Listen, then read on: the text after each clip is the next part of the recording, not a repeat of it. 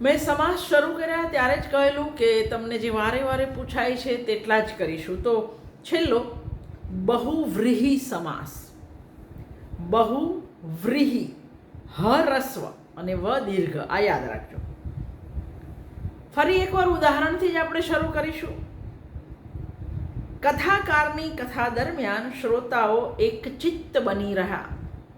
તમે એવું પણ કહી શકો કે શિક્ષક ભણાવતા હતા ત્યારે વિદ્યાર્થી એકચિત્ત બની રહ્યા.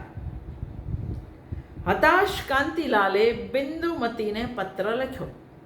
આ ધૂમકેતુની વાર્તામાંથી વાક્ય છે. બિંદુનું પાત્ર લાગણી પ્રધાન બની ગયું છે. માતા વિના સુનો સંસાર, નમાયાનો શો અવતાર. કુંવરબાઈના મામેરામાંથી છે. હવે આ વાક્યમાં સમાસ તો છે એકચિત્ત, લાગણી પ્રધાન, પણ નમાયા, હતાશ એવા પણ શબ્દ છે. તો ધ્યાનથી જોશો તો તમને થોડા કર્મધારય જેવા લાગશે.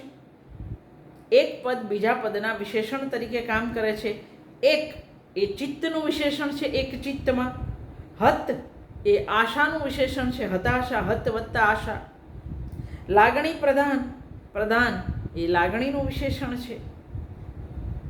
તો તમને લાગે કે આ તો કર્મધારય જેવું લાગે છે.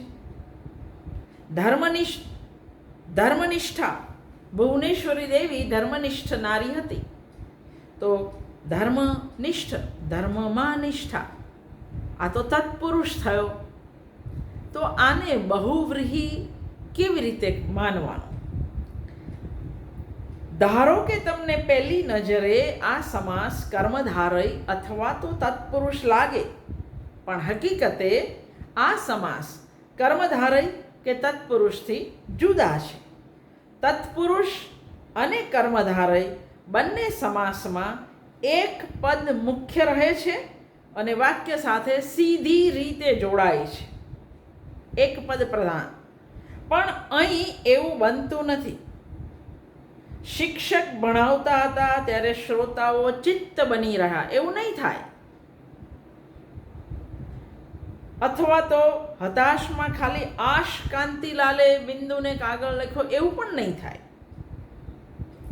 અહીં તમારે આખે આખું સામાસિક પદ જ વાક્ય સાથે જોડવું પડે. એ અડધું નહીં ચાલે. અહીં આખું સામાસિક પદ વાક્ય સાથે જોડાય છે અને વાક્યમાંના બીજા કોઈ પદના વિશેષણ તરીકે આવે છે. એટલે કે એ અન્ય પદ પ્રધાન સમાસ છે.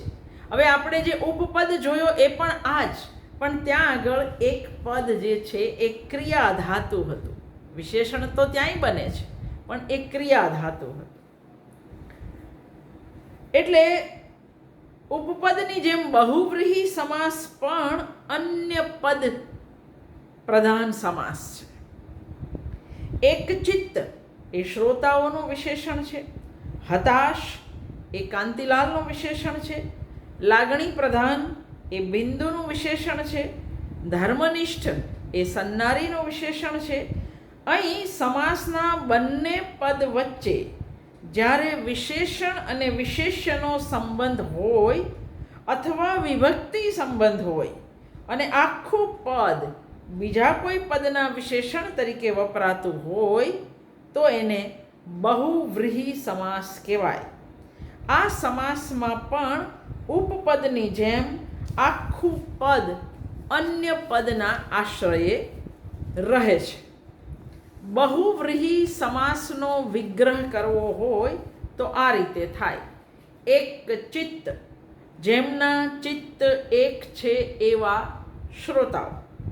હતાશ, જેની આશા હત એટલે ખતમ થઈ ગઈ છે એવો કાંતિલાલ.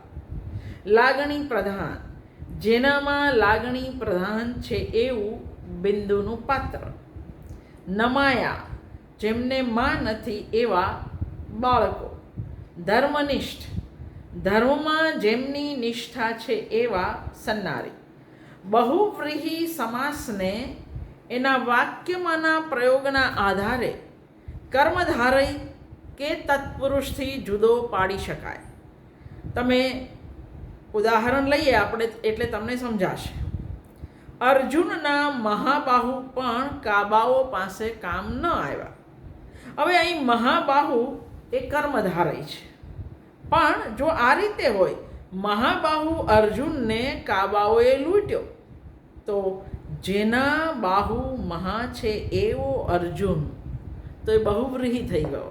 કારણ કે મહાબાહુ અહીં અર્જુનનું વિશેષણ થયું, પણ પહેલાંમાં અર્જુનના મહાબાહુ પણ કાબાઓ પાસે કામ ન આવ્યા, તો એ કર્મધારય થયું.